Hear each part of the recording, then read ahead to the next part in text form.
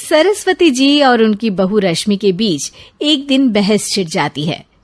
आखिर किसका काम ज्यादा आसान है, बहू का या सास का? माँ जी, सास को काम ही क्या है, आपके सारे काम उंगलियों पे तो हो जाते हैं। कुछ भी।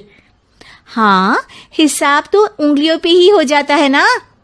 अरे बेटा, ऐसा सिर्फ अभी लगता है। जो मुझे करना पड़ता है ना, वो तुझे करना पड़े तो समझ आएगा कि असली काम का पहाड़ कैसा होता है। ठेले बराबर वजन भी नहीं है आपके काम में, और बात पहाड़ों के वजन की कर रही हैं आप। तू ऐसा करती ही क्या है घर में बेटा, ये तो बता मुझे। मैं थोड़ी ना कुछ करती हूँ, सब जादू से हो रहा है इस घर में। अरे एक दिन मेरा काम करोगी तो समझ आएगा। Okay okay, shut up. कल से मैं घर के काम करूंगी और तू मेरी जगह हर चीज का हिसाब रखना, ठीक है? ठीक है, ये भी कर लेते हैं। ये सास बहू की डील के बारे में रश्मि के पति अमन को नहीं पता था, और ना ही अमन के पिताजी सुरेश जी को। पर गेहूं के साथ साथ जैसे घुन भी पिस जाता है, ये दोनों भी पीसने वाले थे। सुबह अमन उठकर रेडी होता है ऑफिस जाने के लिए, तो पता है उसके कपड़े नहीं निकले हुए हैं। अरे रश्मि, तुमने मेरे कपड़े नहीं निकाले?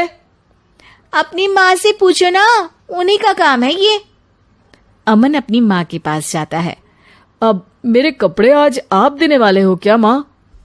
हाँ, देना तो मुझे ही चाहिए, पर तेरी बहू ने कपड़े धोने ही नहीं डाले, तो कोई भी धुला हुआ कपड़ा नहीं है बेटा। हैं? ऐसा क्यों? कपड़े तो धोने आप ही देते हो ना माँ? अरे बहू ने तुझे बताया नहीं, अब हम अदल बदल गए हैं। मैं अब बहू और तेरी बीवी सास। अमन परेशान हो गया। वो बिना इस्त्री के कपड़े पहनकर ऑफिस चला गया। सरस्वती जी अपने घुटने के दर्द के कारण झुककर घर साफ नहीं कर पा रही थी, और ना ही खाना बनाना याद रख पाई। उधर रश्मि पहले ही दिन घर की चाबी घुमा चुकी थी और 300 रुपए का हिसाब अलग नहीं मिल रहा था। पर दोनों का ही घमंड कैलाश पर्वत से भी बड़ा था, और दोनों ही खेमे एक दूसरे की बात मानने को बिल्कुल तैयार नहीं थे। शाम को जब सुरेश जी और अमन खाना खाने बैठते हैं, तो सरस्वती जी उनके सामने गाजर और पपीते लाकर रख देती हैं। अरे माँ, ये क्या है? ख्याली पुलाव के साथ सलाद। माँ जी खाना बनाना भूल गई लगता है। अरे एक एक चमन्नी का हिसाब है मेरे पास, खाना बनाना कैसे भूल जाऊंगी? ये तो मैंने पढ़ा था कि फल फ्रूट खाने से सेहत अच्छी रहती है, इसीलिए ये ले, एक फल खा ले। रात को सुरेश जी और अमन अपनी मीटिंग बिठाते हैं अकेले में। बाबूजी, इनकी लड़ाई के कारण ना हमें ठीक से खाना मिल रहा है, उल्टा घर के सारे काम रुक गए हैं। हाँ बेटा, 2 भैंसों की लड़ाई में बेचारे खेत के पौधों का भी नुकसान हो रहा है। पर पापा, क्या बताऊं आपको, मैंने माँ को इस महीने की 2 तारीख को बिजली के बिल के पैसे दिए थे। आज बिल भरने के लिए मांगने गया तो पता चला कि रश्मि उन पैसों से गैस सिलेंडर ले आई। अच्छा, तो सिलेंडर के पैसों का क्या हुआ? अब सिलेंडर के तो कोई पैसे नहीं थे बाबूजी, हमारे घर पर गैस की पाइपलाइन लगी है ना। बेटा, इन दोनों का कुछ करना पड़ेगा, नहीं तो अपने घमंड के चक्कर में पूरा घर बर्बाद कर डालेंगे ये दोनों। अमन और सुरेश जी काफी सोच विचार के बाद एक निष्कर्ष पर पहुंचते हैं। रात ही को दोनों अपनी पत्नियों की अलमारी से नई साड़ी निकालते हैं, और सुबह जब रश्मि और सरस्वती जी उठते हैं तो देखते हैं कि दोनों पति साड़ी पहनकर चढ़ाव पर सब्जियां काट रहे हैं।